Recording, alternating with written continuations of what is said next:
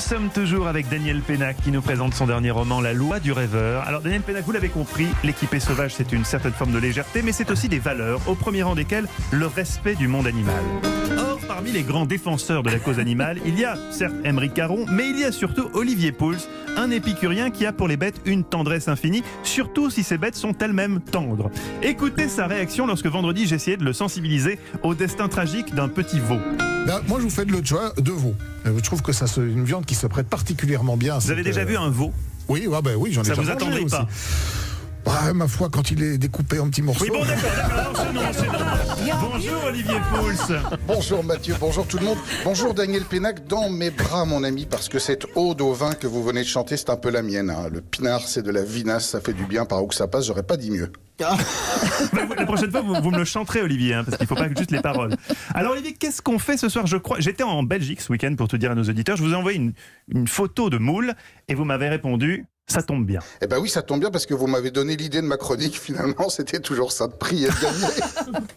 Ah, d'accord. Et je me suis dit, bon sang, mais que fait-il chez moi? Et en plus, il est en train de manger des moules frites, le saligo. Donc ça m'a donné furieusement envie d'en faire, d'en manger et de vous donner la recette de la traditionnelle moule frite à la belge. Vous savez, ce plat iconique. Et c'est facile à faire ça, Olivier évidemment, les moules, c'est très facile à faire. Vous allez même, mon cher Mathieu, pouvoir les faire vous-même chez vous. Et une fois encore, c'est pratiquement inratable. Alors il faut savoir que le concept d'associer la moule et la frite, c'est bel et bien un concept belge. Ça remonterait à 1875 à Liège, où une famille allemande, là pour le coup d'origine, la famille Fritz, avait ouvert une cabane à frites, une des premières cabanes à frites de Belgique, et ils ont eu l'idée d'y associer les moules. Alors les moules, évidemment, ça c'est un produit qui se mange depuis la nuit des temps, mais l'association des deux viendrait donc bel et bien de la Belgique. Alors après, c'est aussi devenu le symbole, évidemment, de la ville de Lille, avec la fameuse braderie, au cours de laquelle se vendent plus de 500 tonnes de moules frites. Alors Alain Decaux, merci. Maintenant, j'aimerais entendre Maïté, c'est-à-dire la recette. Alors Maïté, elle va vous dire qu'il va falloir prendre des moules. Il va falloir prendre environ 1 litre de moules. Et là, vous avez déjà bu la bière qui va avec les moules, j'ai l'impression. Non, pas encore, mais ça ne saurait tarder. Mais moi, les moules, je les prépare au vin blanc. Alors, je les accompagne de bière, effectivement, à table, mais je les prépare au vin blanc. Donc, on va dire 1 litre de moules par personne. Alors, les ingrédients qu'il vous faut ensuite, c'est très, très simple. Il vous faut un oignon, du céleri, c'est très important, la branche de céleri, du persil plat, un peu de beurre et un peu de vin blanc.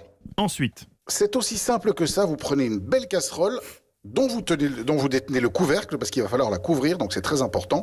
Vous allez faire revenir tous vos légumes, mais très rapidement avec le beurre. Vous mouillez avec le vin blanc. Dès qu'il y a une ébullition et que le vin blanc commence à évaporer un tout petit peu l'alcool, vous mettez les moules à l'intérieur, vous couvrez, et puis vous laissez cuire une petite dizaine de minutes, en fait, pour savoir si le plat est prêt. Oui, pour savoir si le plat est prêt, vous regardez et vous voyez que toutes les moules se sont comme par magie ouvertes. Et dès que les moules non ouvertes ne doivent pas être mangées. Alors, les moules non ouvertes qui restent fermées? Non, mais on peut les manger, mais là, pour le coup, c'est très difficile d'ouvrir la coquille. Mais si vous avez bien cuit, on va dire que 95% de vos moules se sont ouvertes. Il faut surtout pas, après, laisser cuire trop longtemps, parce que ce qui est bon dans la moule, c'est qu'elle doit rester, évidemment, moelleuse, un peu juteuse, et donc, il faut pas la cuire trop longtemps. Et puis surtout, très important, c'est que vous devez garder ce jus, ce délicieux jus de moule. Alors soit vous pouvez le boire comme ça à la fin du repas, mais vous pouvez aussi le garder pour faire d'autres préparations. Par exemple, un petit risotto avec ce jus de moule, ça va être absolument délicieux. Ça, c'est pas bête du tout, Olivier Pouls. Comme quoi, vous êtes vraiment belge. Oui, exactement. Vous ne m'avez pas menti. Et votre séjour en Belgique, sinon, c'était sympa ? Eh bien, à part que vous n'étiez pas là pour me guider, c'était un excellent séjour. Nous avons vu des très belles choses et nous avons été accueillis très chaleureusement par les Bruxellois. Eh bien, vive le roi, vive la Belgique. Merci Olivier Pouls, qu'on retrouve tous les samedis dans la table des bons vivants de Laurent Mariotte à 11h sur Europe 1.